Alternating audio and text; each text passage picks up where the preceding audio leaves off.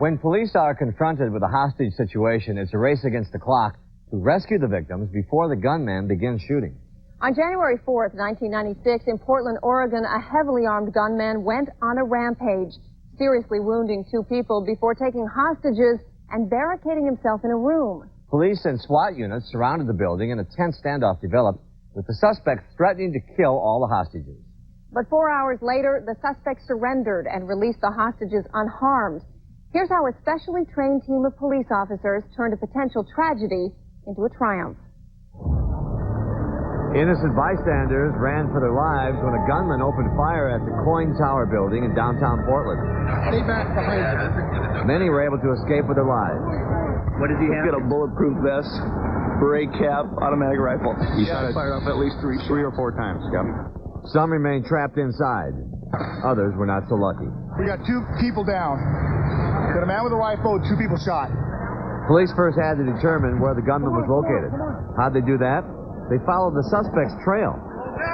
People were yelling, "He's got a gun, he's got a gun," as they ran out of the lobby. At that point, my attention was totally on the lobby. My adrenaline was pumping so hard that it's hard to keep yourself from shaking. The lobby at that point was eerily quiet. There was no sounds, no nothing. Suddenly, gunshots exploded through a window. They came from the Charles Schwab offices located right off the lobby. Looked behind me and saw a bullet hole, and thinking all of a sudden that maybe I wasn't in a real good spot after all. 911 calls continued to come in, revealing the frightening truth that the gunman had hostages. Hey, 911. There was a man that called me. All he said was, I have Ken and Charles Schwab. Your husband? My husband, hostage. Hold on just a second. Please help me. I am. Ken was one of 4 people being held hostage by the gunman. I had to be real careful because certain things would just set him off. It wouldn't take very much to just have him go through the roof. He'd just get real mad, start stabbing things or shooting out the office. It was very erratic. Portland Special Emergency Response Team, or CERT, was called to the scene. CERT relieved police officers who are not as well equipped to handle hostage situations. Now police turned their attention to securing the area. How'd they do that? We established 2 perimeters. We established an inner perimeter in which we operate in, and then we establish an outer perimeter which we don't let public beyond that particular point. And that's usually quite a distance back from the threat and where we're operating. The outer perimeter stretched 5 blocks in all directions. Inside, the gunman continued to terrorize the hostages. One time, I had my nose to the wall, and he recited what I called the Lord's Prayer. He said, "Lord, forgive me for what I'm about to do."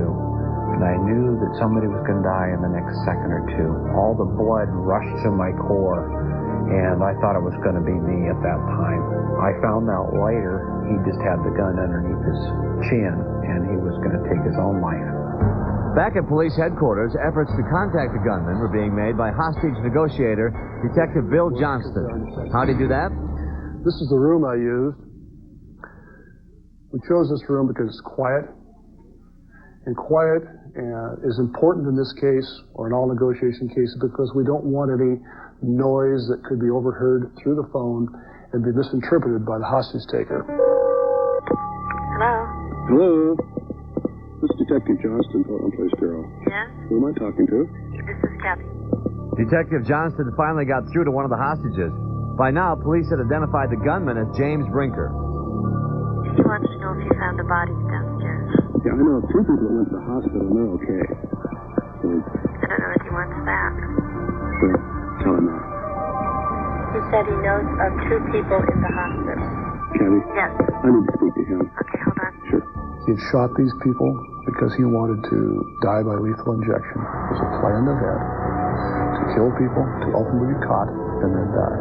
I just want you to know, hey... You're not dead? No. I wanted him to be dead. Bill knew that local TV stations were broadcasting the event live. If Rincker had access to a television, he'd know about the status of the victims he'd shot. If I lie to him, the trust that is building is destroyed. We may lose a hostage if I lie. Since the gunman now knows that his victims have survived, Bill needs to convince him not to shoot the hostages. How does he do that? by letting Rincker think that he's accomplished his mission. Gosh. Hey, do you think I could still get the death penalty if I could prove that I was intention to killing him? Well, that's a possibility. I really meant to kill him. I shot that guy 6 times in the back. He believed he had done, as in his words, enough damage to get the lethal injection here in Oregon. Bill's first concern was to convince Rincker to give up the hostages. How'd he do that? By winning his trust. He was concerned about us rushing the building. I don't want you coming out there armed with hostages. There's 100 cops out there with all having guns and rifles and everything. I'm going to give up my firearm? How many cops would do that? You don't want to get anybody hurt. Sorry. And when I say anybody, that means you too. Right. How does that sound? Well, it sounds pretty good. And that's exactly what I mean, too. And let one of the hostages out. Bill had made a tremendous breakthrough, convincing Rincker to release one of the 4 hostages. I think he let me go because he saw me as the biggest threat.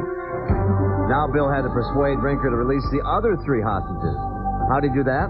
By convincing him that he would be treated with dignity.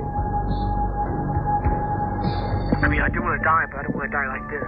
Right. I don't want to be shot like a damn animal. It has no respect. I understand. My word is Bill. You're going to get respect and cooperation here, okay? Okay, I know I'm doing wrong and everything, and I'm going to pay the price for this. At least treat me with dignity. Exactly. Now, when are you going to let those ladies out of there? Right now. Amazingly, Bill had created the type of soothing relationship with Rincker that calmed him enough to get him to release the last of the hostages. Now came the final challenge, getting Rincker to give himself up. I'm ready to give up. I just got to think about exactly what's going to be happening. I'm going to disarm my firearms here first. Okay, thank you. I don't want anybody getting hurt. Sure. There goes one. Coming out. Got it. Coming out. Hands up. Coming out. It was truly a triumphant moment when Rincker was finally handcuffed and taken into custody. Bill had successfully resolved the crisis. The police negotiators, everybody did an A+ job. The final result was the hostages came out alive, well, and we weren't hurt. That's the bottom line. James Rincker was convicted but did not receive the death penalty. He is currently serving 300 years in the Oregon State Penitentiary. The perception that citizens do have of when we respond to a tactical situation is the SWAT team deploying with their camouflage uniforms and all the heavy armament and special equipment, but you don't see that guy sitting in an office by himself with a headphone on, talking to the suspect sometimes for hours upon end, and the chess game that goes on mentally and emotionally between those 2 people. We're real lucky that we've got guys like Bill Johnston that have the experience and the patience and the knowledge of people that help us resolve this. It could have went, as we call, sideways at any time.